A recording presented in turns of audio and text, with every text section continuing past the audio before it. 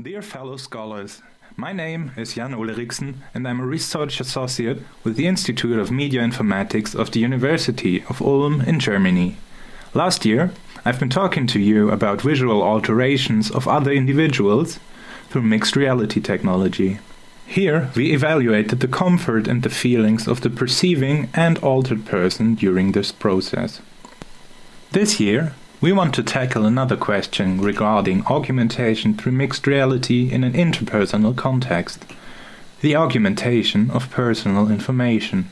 For this reason, please imagine a future AR device that is looking like ordinary prescription glasses, but is having the capability to understand its surrounding and opaquely display information in a person's field of view. What related work has shown is that even today's AR devices already have the capability to identify a surrounding person through face recognition, then search up information about them and dynamically display this information into the wearer's field of view. This allows for a scenario in which we, like we scroll through social media today, go through the streets and seeing information about people passing by. This scenario is already technologically possible and becomes, with the current trend to advanced MR technology, more and more plausible to occur in daily life. What we can say with safety is that as humans we have an urge to communicate and disclose information about ourselves. In the past, people have adapted their disclosure behaviors to incorporate technological advances like the internet, forums and social media through available technology like today's smartphone. With AR technology on the horizon, we often talk about the acceptability of the device itself, but leave aside the acceptability and the impact the applications running on these devices will have to our daily lives, and whether these possibilities would make us feel comfortable being around them.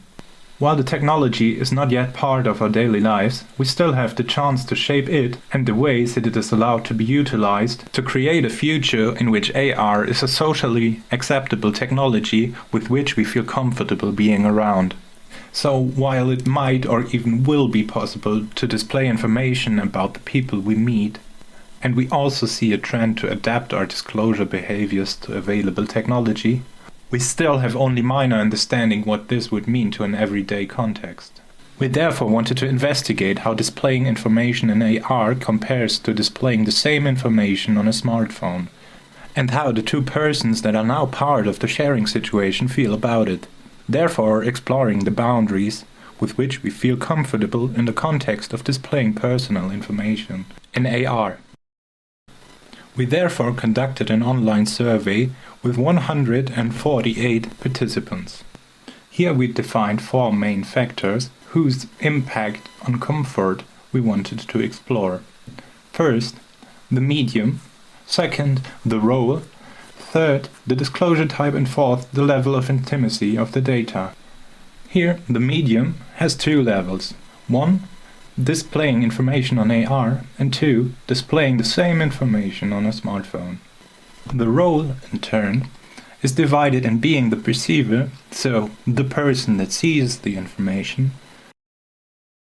and the target, which is the person the information is seen about.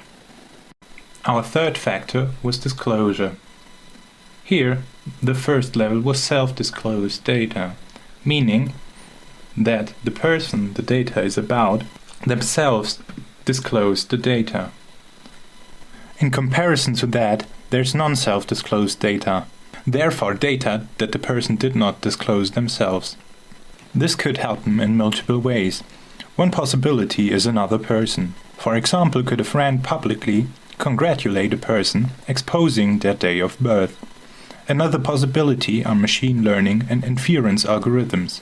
These are getting more and more sophisticated. Previous work has, for example, shown that it is possible to reveal affiliation to a minority simply through whom a person has befriended online and what they, in turn, disclose about themselves.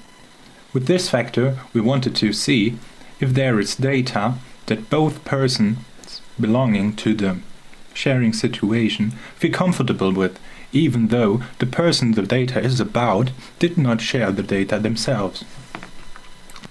The fourth and last factor was the data itself. While asking questions about different kinds of data, we also let the participants rate how intimate they would think certain kinds of informations were. For time reasons, we sadly can only go over some of our findings. Please refer to our paper for a full insight. We will now discuss the findings about specific data types. In this figure, the stronger line depicts the 0 point, neither comfortable nor uncomfortable. On the relative right means that the participant felt rather comfortable, while left means rather uncomfortable. The perceiver is shown in blue, while the target is shown in green. When talking about non-self-disclosed data, we found that both perceiver and target felt uncomfortable with the thought of information being displayed. We found only one type of data both felt comfortable with, and that was the target's gender.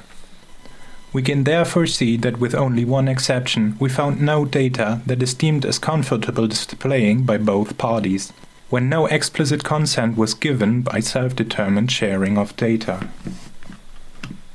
When looking at self-disclosed data, we found that the perceiver felt comfortable with most of the data, while the target still felt uncomfortable with most of it. However, we found 5 data points with which both didn't feel uncomfortable. These were gender, first name, interest, age, and sexual orientation. In free text fields in our study, participants repeatedly comment that they would like to use such a technology to display a person's pronouns.